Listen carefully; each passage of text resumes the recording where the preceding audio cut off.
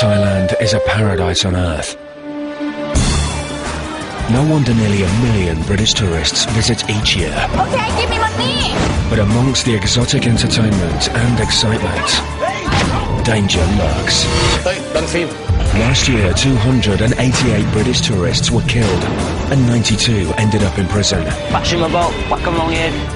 To combat Thailand's reputation as a dangerous holiday destination, 500 tourist police volunteers have been drafted in from around the world. We have problems with foreigners that will get themselves involved in some sort of altercation.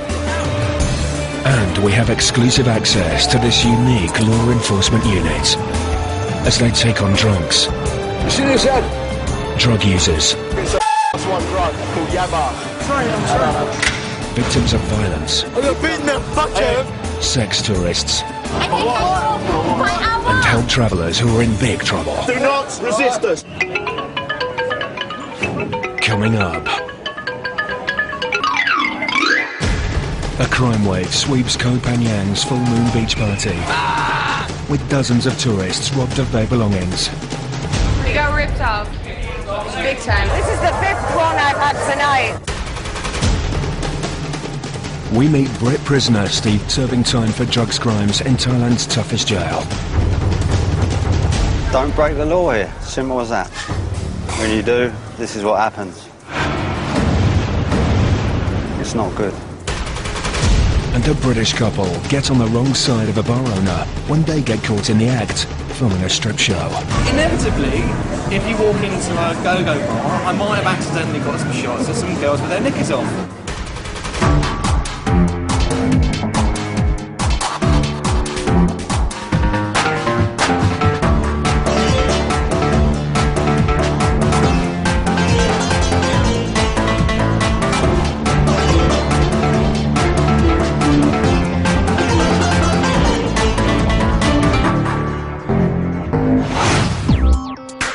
Are you ready? Come on. One of the major and most obvious attractions of Pattaya's infamous walking street is its colourful sex industry. You can find anything you want here. I mean anything. Can you feel the water? Can you feel the water? Can you feel it? The go-go bars and brothels mix seamlessly with the district's discos and restaurants. If you were to write down on a piece of paper what blokes want, it is hedonism, yeah. But whilst they can be palaces of pleasure for many, they can also be places of real danger, especially if you don't obey the house rules. One of which is that photography or filming of girls is strictly forbidden. There's always going to be rules like you shouldn't film in there, and you know why you shouldn't film in there. But we weren't going in there to film girls with their knickers off. A British couple broke this rule. Suddenly someone rumbled that we had a hidden camera, and they've now confiscated my camera and the tape, and I'm really f***ed. And found themselves on the wrong side of the bar owner, resulting in their video camera being confiscated. No camera, man. No camera. Take that shit away, man. No, seriously. And them being threatened. They grabbed Ollie's arm, about 3 or 4 of them. And they said that if you don't give us the tape and the camera, we'll take you to the police. That's you in a lot of trouble in 24 hours at the police cell. They tracked down tourist police assistant Howard to make a complaint. He asks them what they were doing filming in the bar. We're making a documentary of our own back, trying to find a friend of ours. They claim they are searching for an acquaintance who is alleged to have worked there, and were looking to record documentary evidence of this. And we knew we couldn't film inside, so we were very naughty, and we used a little hidden camera to try and film. Someone realised we were filming, and they ripped it out of my bag. They escorted me outside quite forcibly, and they explained to me they had a choice. Either they handed over all my equipment, or they would take me to the police, where I'd spend a night in the cells and probably get beaten up. That's an interesting accusation. Yeah. The thing that annoys me most is not missing the camera, it's having someone threaten me with being beaten up like this. Howard explains to them that regardless of why they were filming, there remain very strict rules regarding photography in bars. The problem is here in Pattaya, any bar has got these signs: no photo, no, things like that. No guns, no drugs. And they get very, very angry. But what I'll do, I'll go to the bar now. I know him anyway, and I'll have maybe a quiet word with him until we get back. Isn't he? No, he's not my mate. I know of him. And they have got their reasons why they actually filmed. because they're actually searching for a woman who was ex-wife of a friend of theirs. She's a girl called... she was married to died about 3 months ago, and we're trying to find her. We've got some things for her, we've got some money for her, and we want to speak to her about what's happened. That's our documentary, trying to find her. Okay, so obviously I'm assuming their story is correct, but I will go there and I'll ask for their side of the story, and then we'll see if we can come to some sort of agreement, possibly get the camera back or whatever. Having listened to their claims, Howard approaches the bar owner. Mr. Lee. Thank you. Can I have a little chat? He dismisses their story and is adamant the couple were making an expose of the Thai sex industry, not looking for a friend. Basically what it is, they reckon they're searching for a girl called... They're reporters. They're making a documentary on Thailand homo scenes. Howard returns to tell the couple what the bar owner said. Who are you working for somebody? I'm an independent. With the British couple and the bar owner's story differing, Howard has to examine the video material to see who was telling the truth about what exactly was being filmed. I'm just going to check the tape first, see what sort of footage they're taking.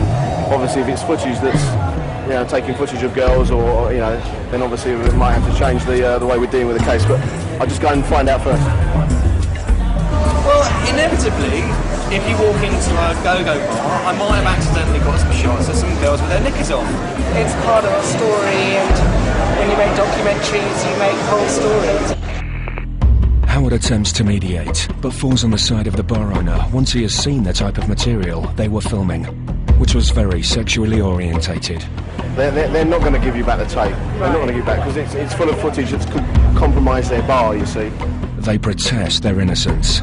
Well, obviously, I'm hearing your story, I'm hearing his story. Basically, ditch the girls because we wanted to show where she worked. Wanting to resolve the matter, Howard returns to the bar owner in a bid to at least get the couple's video equipment returned. At the minute, it doesn't look like they're going to get anything. How does that make me feel? Quite annoyed. Your After discussing the matter with him, he gets a result. Tomorrow night, 8 o'clock, you can come back here and get your camera back. You won't get your tape back. And then if you have another problem with that though, you come and see me, and then I will personally take you to the police station. Howard explains they had a lucky escape. If they were caught doing the same thing in another establishment, they could well have found themselves the victims of serious violence. My stern warning to you is please do not take any more undercover pictures in any bars, because they've actually been quite nice about it. I've dealt with cases where people have been physically assaulted because they've been taking pictures. Yeah, you were lucky you weren't touched, to be honest with you. Even though the couple are going to get their equipment back, they are not entirely satisfied with the outcome. Why do they want it filmed? It's like this place is advertised internationally as a kind of sex tourist haven, and yet somehow it's not okay to show that. Howard, on the other hand, is happy with how he resolved the tricky situation and knows that the couple were lucky to get away without any harm. There are pictures up in every bar. Do not take a photo. People sometimes decide to ignore that, and they were actually very lucky not to have a major problem over that, because I know people have been assaulted by the bar owners, the managers or staff because they were filming. Luckily the owner of this particular bar is a decent guy, and I know he wouldn't do that. So luckily they're unscathed, but they'll get their camera back as well. So it's a result for us. Coming up. At the full moon party, as the alcohol kicks in, the big trouble begins. But it's scary, there's so much funny stuff going on, You've got a mass of people, all young, all drunk. A series of bar bill disputes breaks out in Pattaya as punter after punter tries to run away without paying their tabs. I have not been in any fucking bar. Okay, come with me, sir. And we get the lowdown on Thailand's anything-goes sex districts from those who know. Pattaya is the Disneyland for adults, but the only difference is that the rides are better in Pattaya.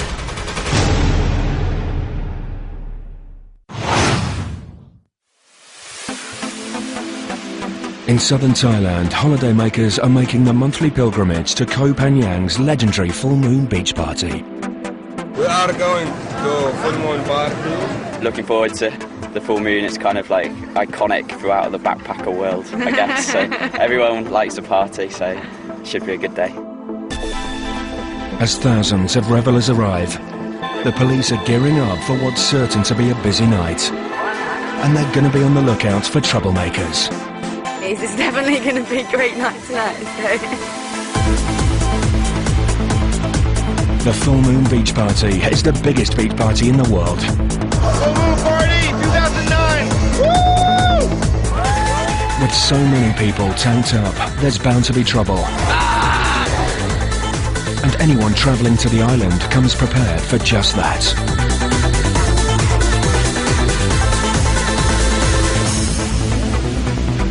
You heard all sorts of stories, like you get stabbed and you get stuff nicked. Fucking men love it. Things get spiked. Amongst all that, you're told you've got to go there, so that's why we're here.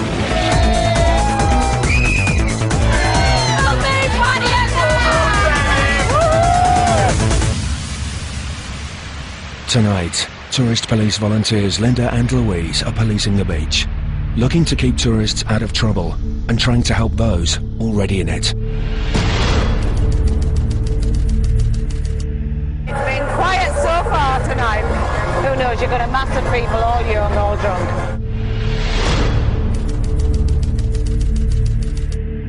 But it's scary, there's so much funny stuff going on, you know? Within moments of the party getting started, so do the problems. It's mostly minor incidents to begin with, usually drink-related injuries. Cuts, heat stroke, broken limbs, and the occasional septic toe. And sometimes people even suffer from severe burns after trying their hand at the Thai art of fire poi.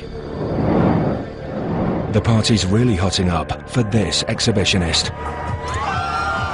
His showing off leads to nasty burns on his chest and back. Fire road. It's like going on the beach with no suntan cream on. But a quick fix at the on-site hospital and a bucket of booze sent him straight back to the heart of the action. As the night goes on, it's not long before drunken hijinks signal the start of a crime spree. This girl has had her bag and possessions stolen, meaning she is stranded on the island without any money or her passports. Oh, she's very, very upset. Somebody apparently snatched her bag. She lost her hotel room key, all of her money, her credit cards, so she's got nothing. And there's really not a lot we can do at this situation. This is the 5th one I've had tonight, you know, where what do you want me to do? You know, you can see it's chaos.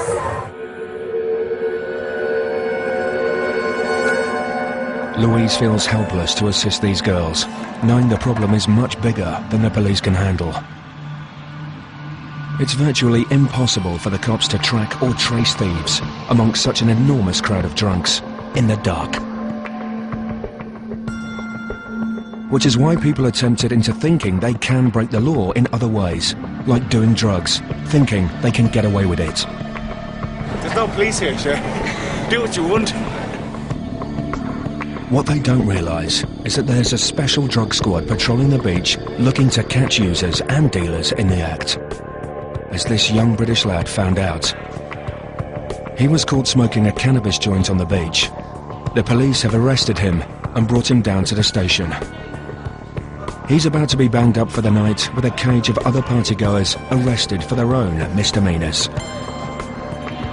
For him, the party's well and truly over. But outside, it's still raging, with no signs of stopping till dawn.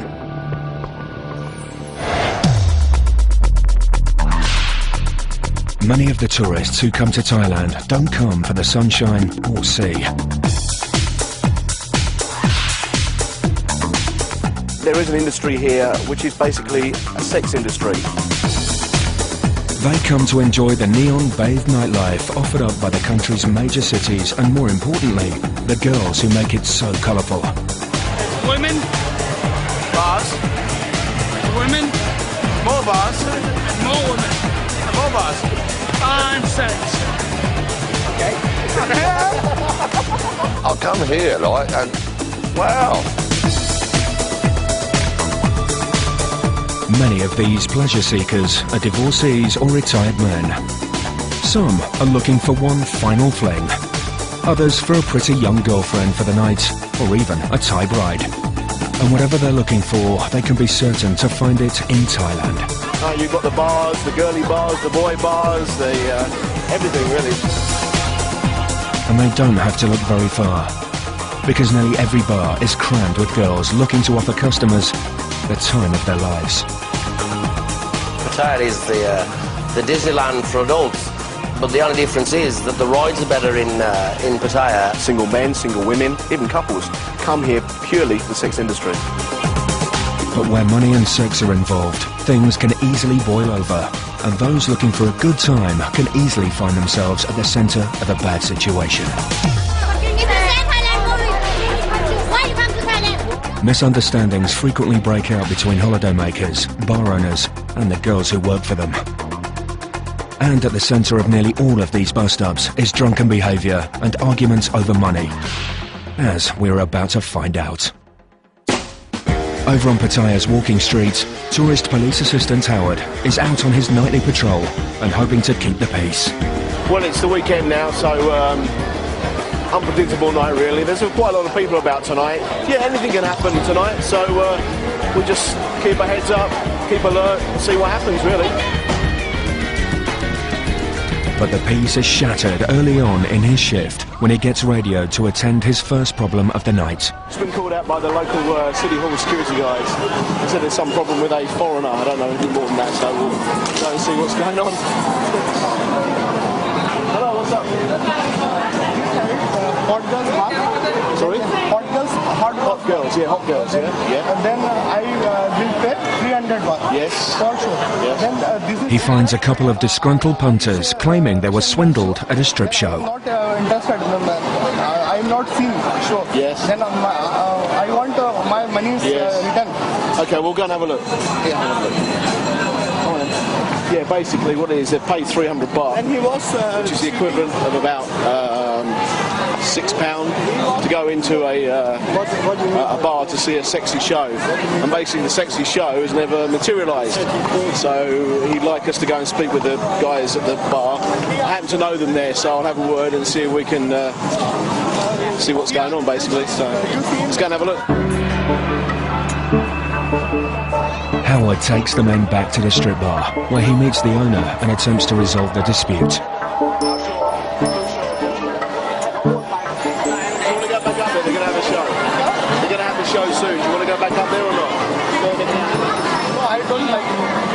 I don't like this show.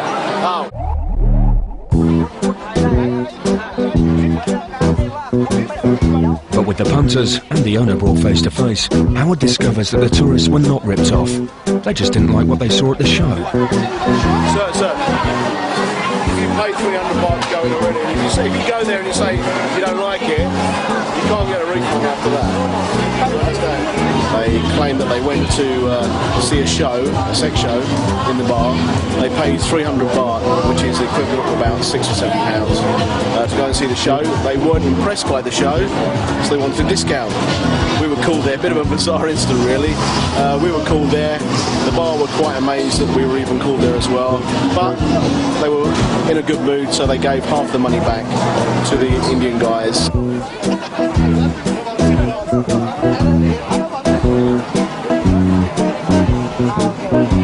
It's all cleared up nicely, everyone's happy, so they're happy, we're happy.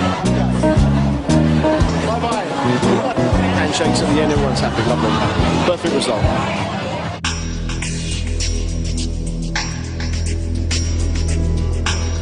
But disputes on walking streets are often not resolved so amicably. Majority of people that come to Thailand come to Pattaya, will have a great time, and then they'll go home with a smile on their face. Other people, the place can suck them in. Often visitors can get seriously drunk and run out of money. This can lead to them trying to do a runner from the bar without paying their bills. What bill? What is what bill? Show me the bill. No. What bar?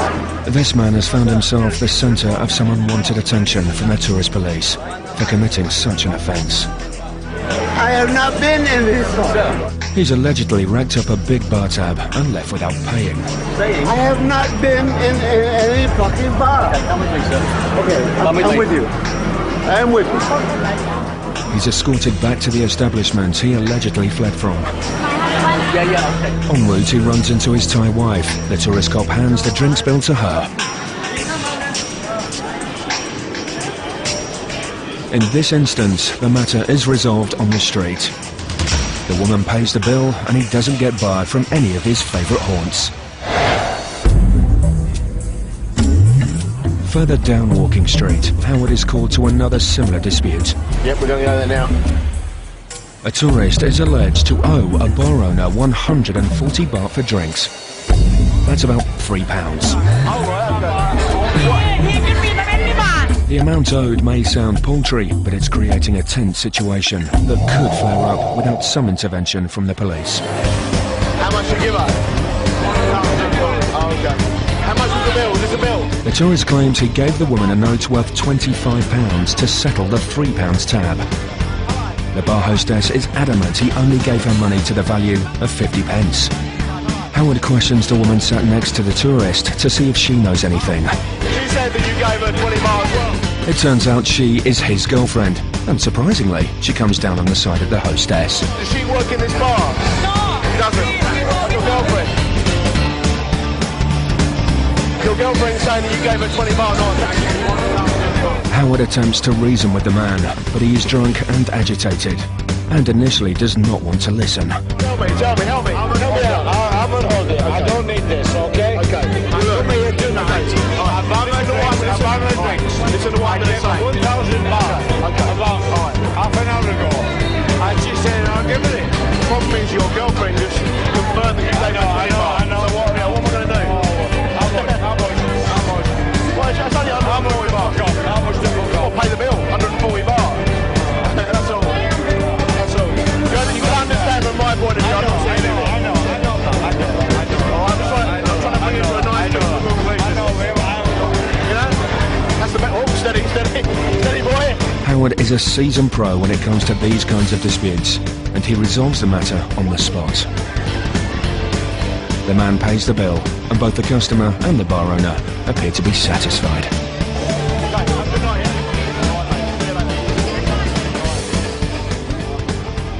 Coming up. At the full moon party, the drunken, riotous behaviour of the revellers leads to the hospital tent being overwhelmed. We're looking after people who've had their drinks spiked with different drugs, possibly Rohypnol.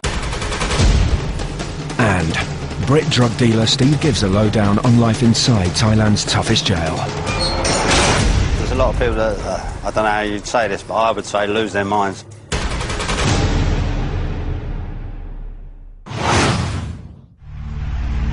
Over on Koh Phangan, at the full moon beach party, the night is hitting its heights, with everyone getting high on the atmosphere.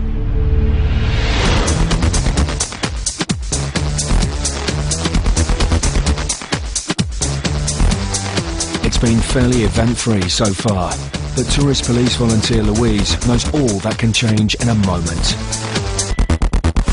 Very busy there. As the night goes on, alcohol is the main cause of all troubles that erupt. Thank you! It makes the partygoers impossible to control, and there are all sorts of headaches awaiting the emergency services on site, who have set up shop to deal with the flood of casualties. There's a hospital there, like, I reckon you can come and, like, talk to me then in a bit, like, just right there, yeah? Just down the beach at the hospital tent is Brit medical worker Evelyn. It's not even midnight, and she and her staff are already overwhelmed by drunk and drug-dazed partygoers. She is currently giving some TLC to a man who is paralytically drunk and in danger of choking on his own vomit. One of his friends brought him here, sat him on the chair and said, look after him, and he collapsed. He's very drunk, he smells of the alcohol, maybe he's taking something else, but he's very, very drunk. What was he? He collapsed. He got very drunk and he collapsed. Evelyn fights to keep him in the recovery position. You just need to lie still until you're feeling a little bit better. A full moon party veteran, this British nurse has seen it all. We're looking after people who've had their drinks spiked with different drugs, possibly Rohypnol. All of us have had vomit on us and things like that. But it's just one of them things, but it's what we're here for. We're here to look after people who come to enjoy themselves in Koh Phangan. But the spiked drinks can lead to dangerous situations. Some people tend to think that their drinks have been spiked, maybe. If it's a woman and it's a guy that's done it, maybe he wants to take her back and have his way and then she won't remember anything. It's very handy. I mean, when you see the half-naked women that are flaunting themselves around in bikinis, I don't want to say they're asking for it, but in a way, it's getting, men, adrenaline, alcohol, they're seeing this, all the adrenaline's flying. So yeah, there's usually some sort of incident. It doesn't take long for a call to come in reporting a potentially serious accident. Linda has been called to a hotel on the beachfront where a young woman has fallen from a balcony. She and the medical team race to the scene.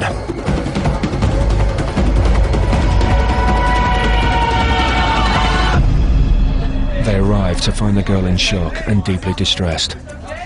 The medics check her over for any sign of a head injury and any broken bones.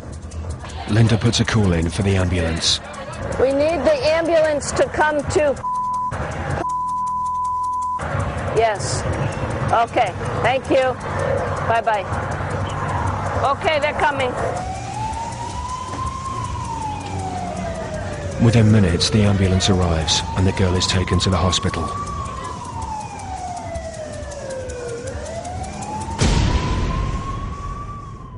The night may have ended badly for her, but most revellers have escaped unscathed and the party continues until dawn. Here we are, Thailand. The morning sunrise. This is where you want to be right now. With the clean-up on the beach from the night before complete, Louise arrives for the start of her shift.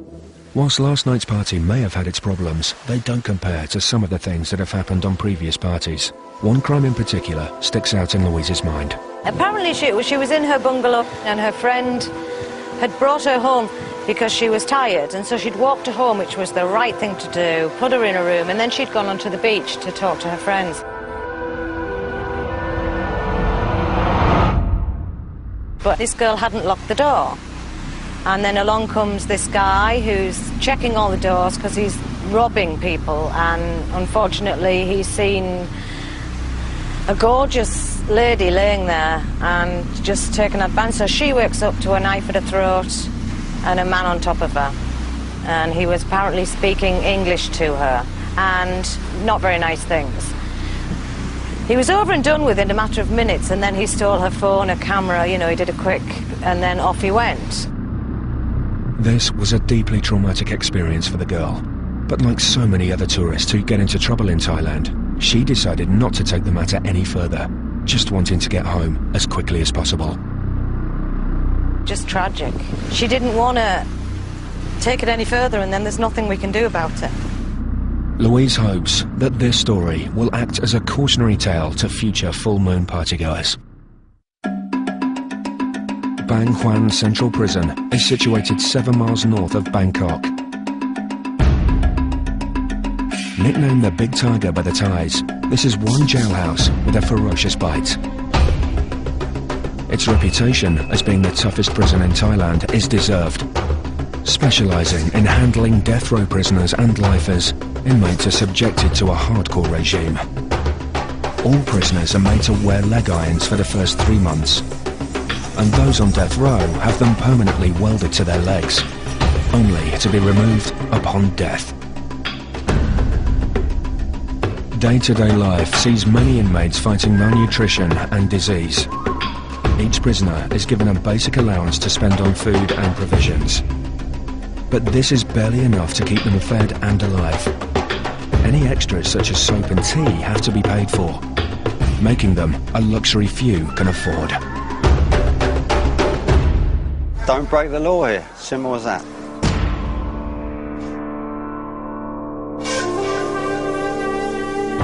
When you do, this is what happens.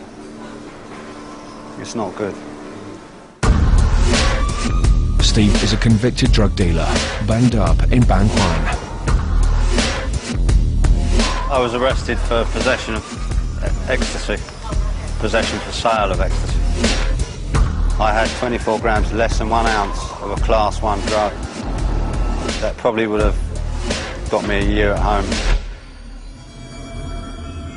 Maybe I would have served 6 months. It doesn't make sense to me that you should spend so long for such a small crime. Originally from East London, he came to Thailand looking to make a name for himself on the international drug smuggling circuit. But like so many before him, his best laid plans were foiled by the well-oiled machine that is Thailand's anti-narcotic squad.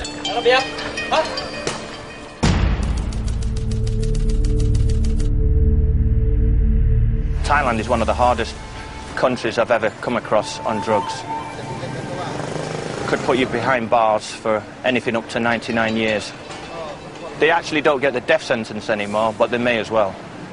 Steve got 20 years for selling drugs, but never saw his arrest coming. It was a surprise. I was arrested in the street.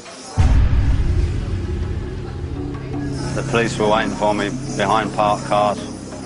They just basically jumped on me. The Thai police gather evidence for sure. If you've been under surveillance for a number of time, they can enter your premises without a problem. Like most criminals who get nicked, Steve feels he was stitched up by local grass. I was arrested through an informer, a Thai informer. As far as I was concerned, the whole thing was a set-up to relieve me of my possessions and my money. And he's a lag with a gripe. Once he found himself in the Thai judicial system, he feels his predicament went from bad to worse. The justice system here stinks, basically. I had several months to sit and think about it and decided that the best way to help myself would be to plead guilty. Basically on the principle that I'd get a lower sentence because I had no way of winning a trial. He thought pleading guilty would lessen his sentence. Instead, they threw the book at him. He's going to be a very old man before he gets out.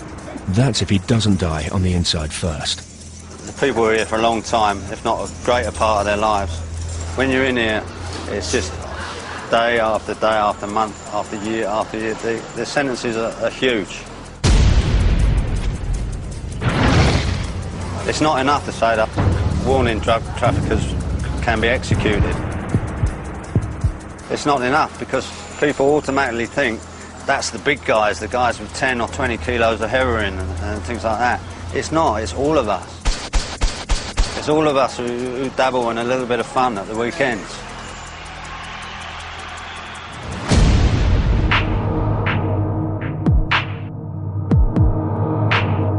Steve's become a statistic of the Thai prison system, shunted from jail to jail.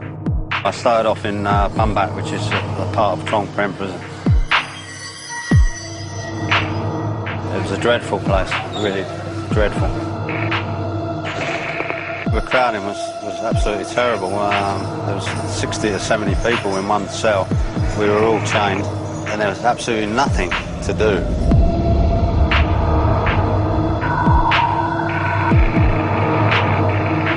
For the entire time I was there, which was 27 months, I never had a hot meal or a hot shower, come to think of it. After his sentencing, he was transferred to Bang Huan, where he has been for the past 4 years. It's one of the smaller cells. It's about 23 foot long by 18 feet wide, with a toilet in the corner, a hole.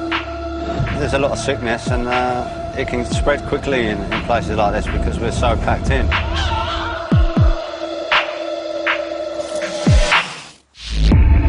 There's a lot of people that, I don't know how you'd say this, but I would say lose their minds.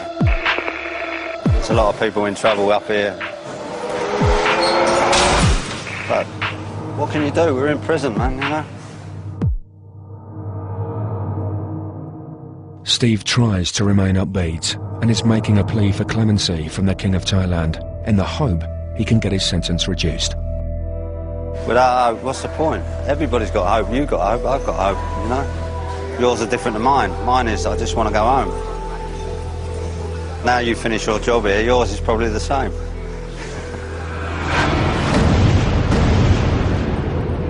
Coming up, we ride out with Pattaya's elite SWAT team as they go in hot pursuit of a wanted man. Smashed through 3 roadblocks. We had to shoot at it to get it off the road.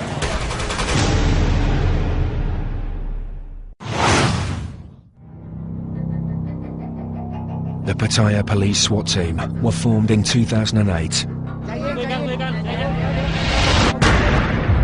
They were put together by the city's police authority and a private financial backer as a spearhead in the fight against crime.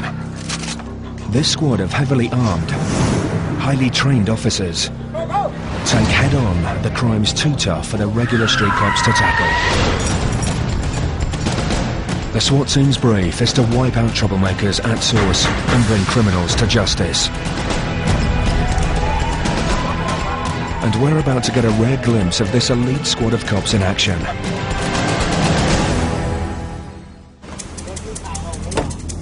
Tonight, the team are out on patrol.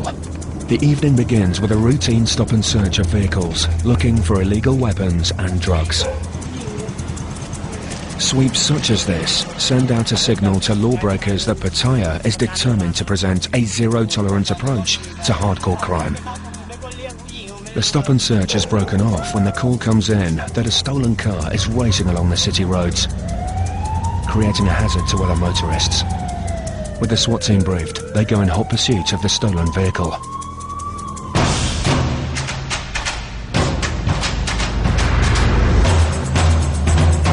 They get a visual fix on the stolen vehicle and sound their sirens in a bid to get the man to slow down and pull over.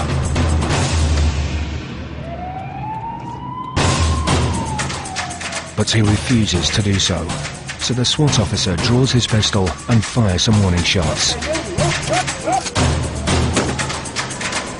But still, the car thief refuses to stop and instead accelerates away from the police even faster.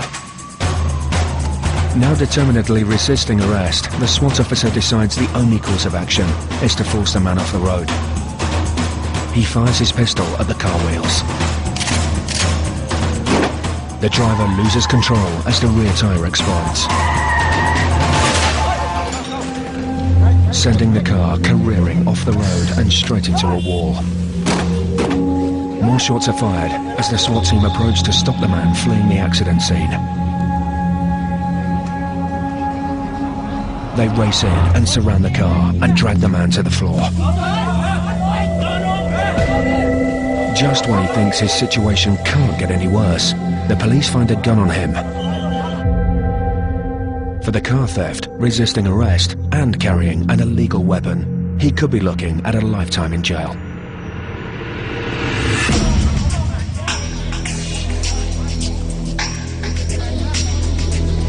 Efforts to question him on the scene get no information, so he's cuffed and warned he is being taken into police custody. The SWAT team search his vehicle for more weapons or drugs.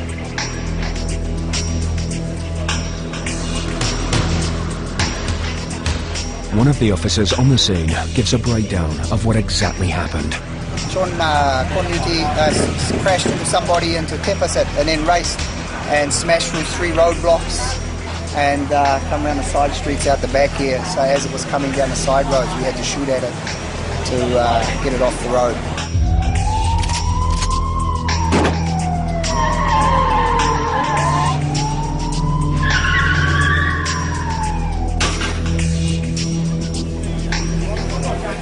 The car is a write-off, and so is the wall of the house he crashed into. No more than a pile of rubble. Realising he could be about to be banged up for a very long time, the car thief breaks down crying and begs for mercy.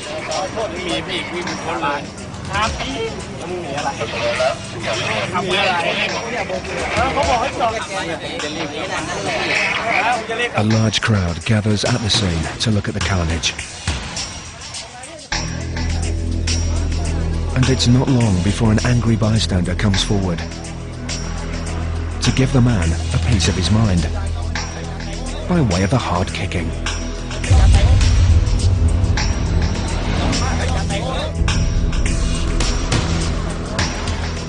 Fearing more violence could break out amongst the crowd, the man is dragged away into the grass verge for his own safety. The search of the car continues. But with nothing else found, the man is taken to the police station. And his smashed car is taken to the pound.